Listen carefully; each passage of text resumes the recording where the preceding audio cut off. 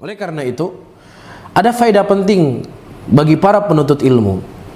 Disebutkan oleh sebagian para ulama, ya, dinukilkan dari Ibnu Rajab dan juga disebutkan oleh ulama muasirin seperti Syekh Albani rahimahullah, yang mereka berkata secara makna, saya sampaikan, tidak ada satupun imam yang ada di muka bumi ini kecuali mereka dikritik oleh para ulama yang lainnya. Nah, kalau seandainya setiap ulama yang dikritik, dijarah oleh seorang alim yang lainnya diterima secara mutlak, maka tidak ada satupun orang yang bisa kita mengambil ilmu hadis darinya. Demikian disebutkan oleh para imam. Ya, Al-Imam Syafi'i ada yang dikritik. Beliau dikritik sekali, Imam Syafi'i ada yang mengkritik. Ya, Al-Imam Abu Dawud rahimahullah, sahibu kutubus sunan, penulis kitab sunan, dikatakan majhul oleh sebagian para ulama. Jadi hal-hal yang seperti ini adalah maklum di kalangan para ulama hadis. Sehingga bagaimana seorang penuntut ilmu memahami masalah-masalah seperti ini dengan pemahaman yang bijak. Ya, tidak semua orang yang dijarah, dikritik itu berarti dia keluar daripada ahlus sunnah. Tidak semua orang yang dikritik berarti dia itu ya keluar, tidak boleh diambil ilmunya. Ya, ini sesuatu yang biasa. Kecuali orang yang memang telah menyimpang dari akidah ahlus sunnah, yang kemudian dia tetap dengan keyakinan akidah yang sesat tersebut, bahkan dia membelanya, ini lain permasalahan. Namun kalau kita mendapatkan seorang alim dari ulama, pasti kita akan mendapatkan kesalahan dari alim dan ulama tersebut.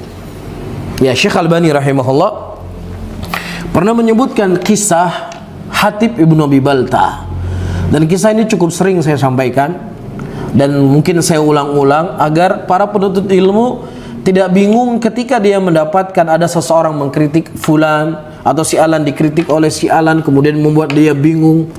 Ya, Hatib bin Abi Balta'ah, seorang sahabat Rasulullah sallallahu alaihi wasallam. Bahkan dalam masalah-masalah besar para sahabat bermusyawarah dengannya. Ya, dan beliau ikut perang Badar.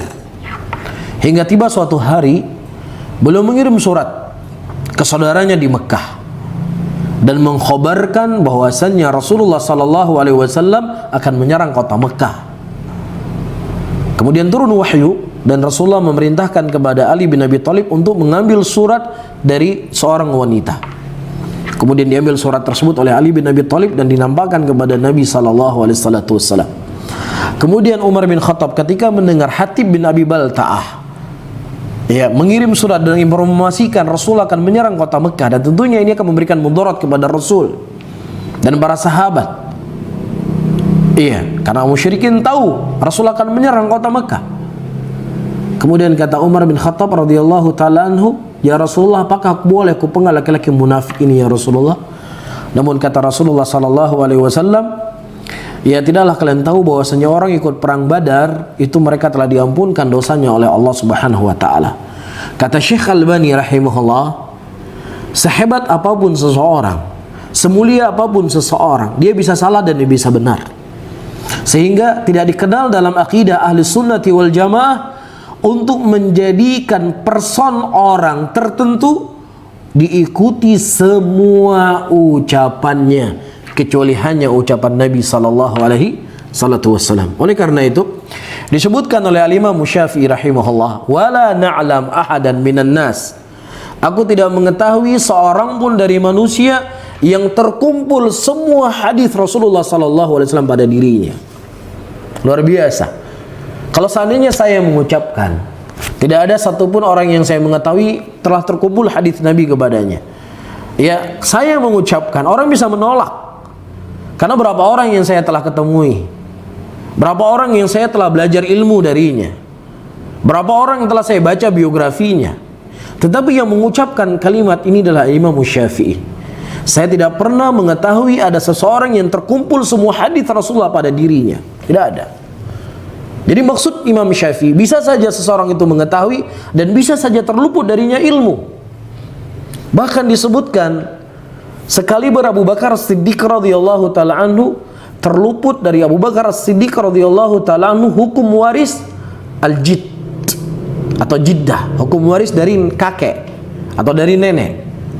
Dan terluput hadis dari Umar bin Khattab radhiyallahu ta'ala anhu tentang masalah isti'dzan.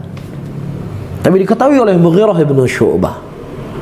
Terluput dari Umar bin Khattab, yang Umar bin Khattab selalu bersama Rasulullah sallallahu alaihi wasallam. Tetapi ada yang terluput ilmu dari beliau.